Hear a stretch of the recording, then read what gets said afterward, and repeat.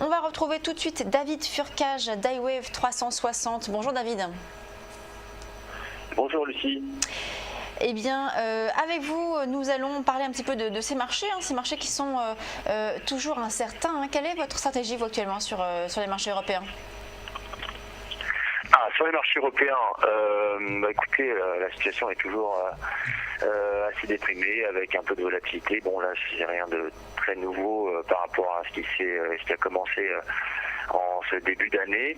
Il faudra s'attendre donc à des moments assez amples, avec donc un petit peu de volatilité, donc il faudra profiter.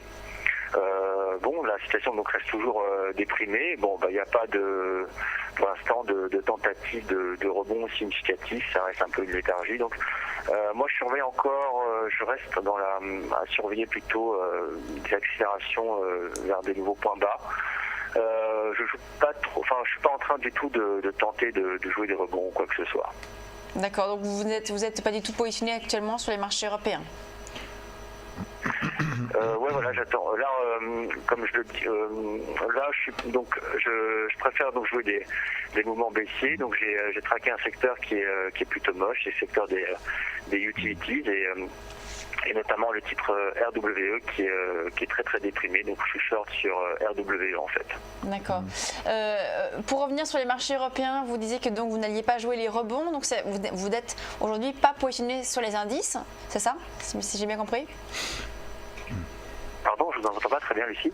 Oui, je vous demandais si vous étiez positionné sur les indices européens.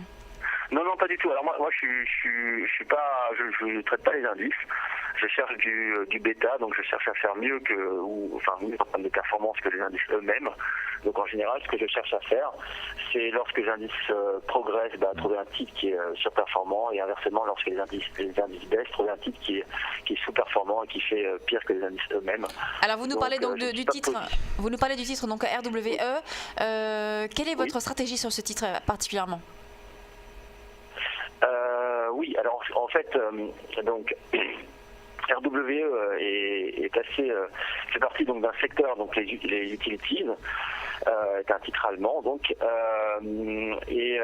récemment rompu un niveau clé à 24,90, qui est un niveau très intéressant et qui est un niveau qui prévalait en fait depuis septembre 2013. Ce niveau a été rompu donc dans le sillage des indices qui baissent et d'un secteur utilities qui est l'un des secteurs les plus déprimés.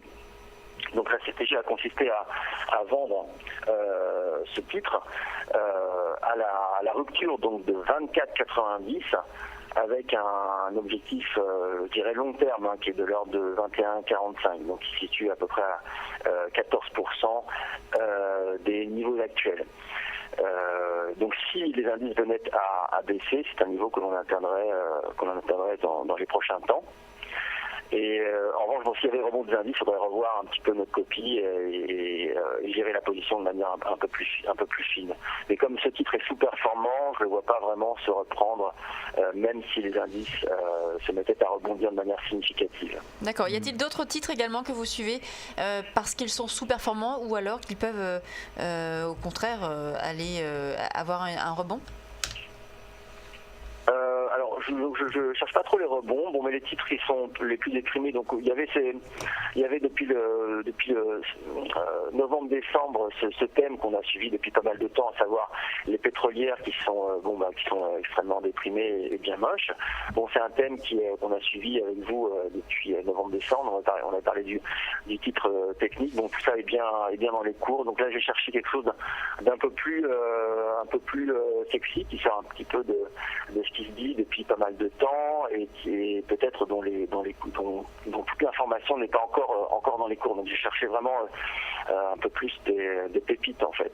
Donc, mais les secteurs les plus paumés, c'est... Pardon ? Par exemple ? Par exemple, justement, certains titres qui appartiennent au secteur utilities, EDF aussi est assez moche, mais j'ai préféré, comme je l'ai dit, RWE qui fait partie des titres les plus déprimés du secteur utilities. Vous nous parliez, David, vous nous parliez des pétrolières en nous disant voilà, Technip c'était déjà intégré. Quel autre titre, par exemple, sur les pétrolières peut-on jouer justement pour vous me parlez de sous-performance de titres. Quel titre recommandez-vous aujourd'hui? sur les pétrolières? Alors, parmi les pétrolières françaises, on n'a pas beaucoup de choix. Il y a toujours Morel et Prom qui fait partie donc, des titres les plus déprimés des pétrolières françaises. Donc, parmi Technip et Total, il y a aussi Morel et Prom. Morel et Prom est la plus moche. Bon, l'essentiel du mouvement a eu lieu et on peut conserver une pause vendeuse sur ce titre qui a encore un potentiel baissier relativement donc aux autres titres du secteur pétrole français que sont Technip et Total. Donc Technip et Total sont sensiblement plus forts, même s'ils sont tout aussi déprimés, relativement plus forts que Morel et Prom qui fait partie des titres les plus moches du secteur pétrolier français. Et donc là sur Morel et Prom par exemple, quel est votre objectif? Laquelle vous dites, pardon? Sur Morel et Prom, quel est votre objectif? Morel et Prom, en fait, on pourrait revenir donc sur le précédent point bas, qui n'est autre qui se situe autour de 6,80, donc sur Morel et Prom. Un second point bas serait aux alentours de 6 euros exactement. Je rappelle que le point bas qui a été rompu récemment était à 7,16 euros. C'était un point bas de septembre 2010, donc qui a été testé sur le niveau sur lequel il y a eu un sensible rebond ces derniers temps. Mais cela dit, ce niveau pourrait être rompu une nouvelle fois pour aller chercher de nouveaux points bas, donc compte tenu de la situation sur les marchés pétroliers et notamment maintenant, plus récemment, la volatilité sur les marchés d'actions. Merci beaucoup David Surcage donc, pour ces éléments. On retient bien donc RWE et Morel et Prom notamment, donc, qui sont vos recommandations aujourd'hui. On va marquer une très courte pause, on se retrouve tout de suite pour la suite de Direct Investisseur.